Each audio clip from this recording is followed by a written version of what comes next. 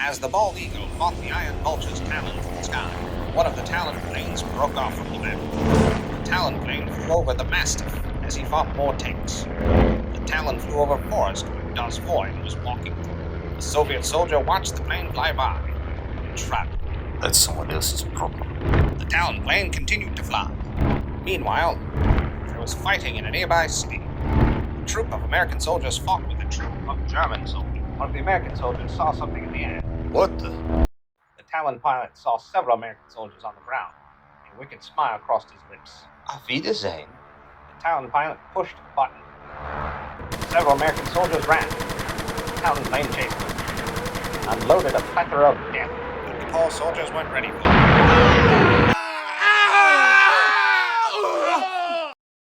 One American soldier managed to escape into a nearby alley.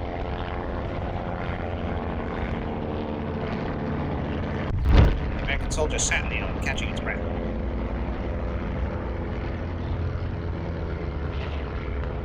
He thought he was safe until he felt cold metal against his head. Huh? The soldier looked up to see a man in French civilian clothes, a black beret, a small black mustache on his face, and a toothpick in his mouth, aiming a gun at him. You really need to pay attention to your surroundings, monsieur. You really need to pay attention to your surroundings, monsieur. You really need to pay attention to your surroundings, monsieur. Monsieur.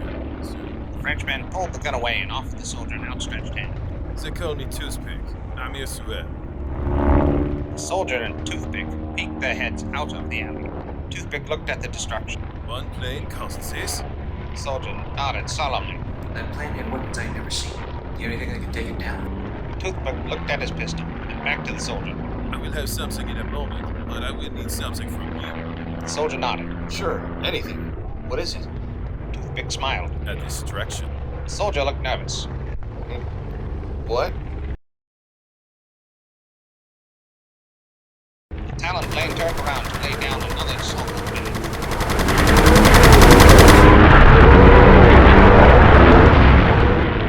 The Talon pilot laughed. He caused wanton destruction until he saw something strange. Huh? The American soldier waved his arm to the Talon plane. Come on, come get me. The Talon pilot smirked as he planned to make full use of a willing target. Toothpick hid in a nearby alley and stared at his pistol. I hope this works. Toothpick concentrated on the gun until the gun started to grow. The Talon plane descended towards the American soldier. The American soldier continued to wave his hands at the Talon plane. The soldier's eyes darted towards the alley. Whatever you're doing, Frenchie, do it soon. The Talon pilot got ready to fire on the soldier. Auf Wiedersehen. The American soldier was getting nervous as the Talon plane got closer. But then, the American soldier heard something large plopped on the ground next to him. Huh? Toothpick gave the soldier a look as he held something large. Hey, don't just stare at me, help me! The Talon plane continued its descent towards the soldier. The Talon pilot smiled. Huh? The smile faded as he saw the soldier and a Frenchman holding a giant pistol and aiming it towards him. What the? Toothpick and the soldier aimed the giant pistol towards the Talon plane. Both men struggled to pull the large trigger. The Talon pilot panicked and tried pulling up on the controls. Nine!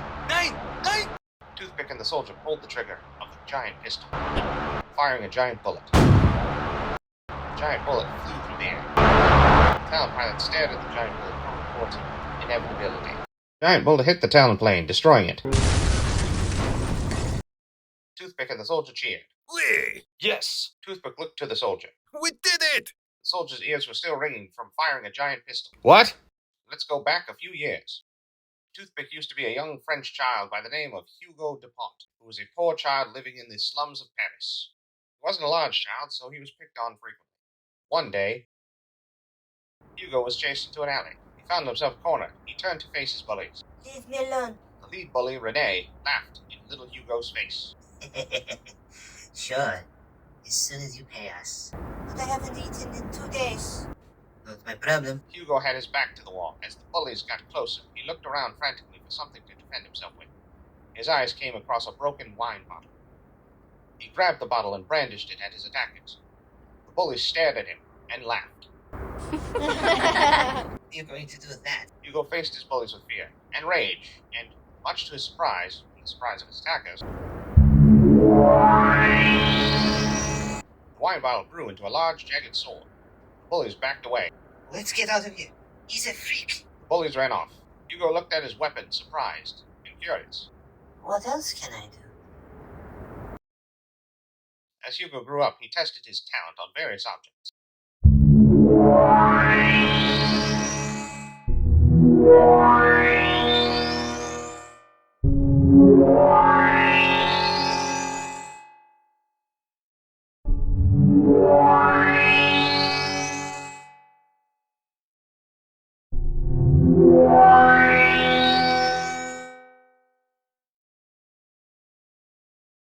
Hugo ended up growing during war in both objects and age.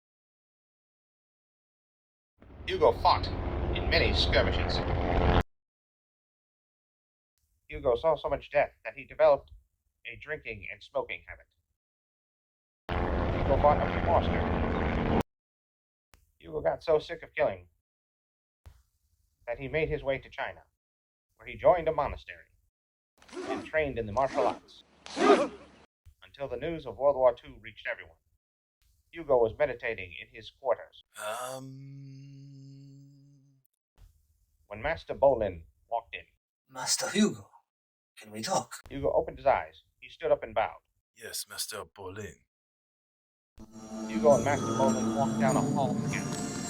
Did you hear that war that broke out recently? 这边是那个医保 Hugo shrugged. Doesn't make me feel anything. It's not my 佛庙， problem. Master Bolin nodded. I see. Hugo looked 靠 at 近那 Master 个 Bolin 清新 curious. 镇。 You see? You see what? Master Bolin merely looked at Hugo. I don't care. Master Bolin continued to stare at Hugo. Hugo was getting agitated. It's not my fight anymore. 这边是那个医保 I just want peace. Bolin 佛 continued to stare 庙 at，Hugo. Fine. 稍 Get 微靠 going. 近那个 Mr. 清 Bolin 新 smiled. 镇。 I have a boat prepared for you. Hugo smiled. You know me too well. I've been around for a while. I know a lot about everyone. Hugo made his way back to the laboratory. Hugo had quit smoking and started chewing on toothpicks, which came in handy on the battlefield as he drove the toothpicks into spears and used them in combat, earning the name of Toothpick. One day, Toothpick had helped some French rebels chase out some German soldiers. They cheered.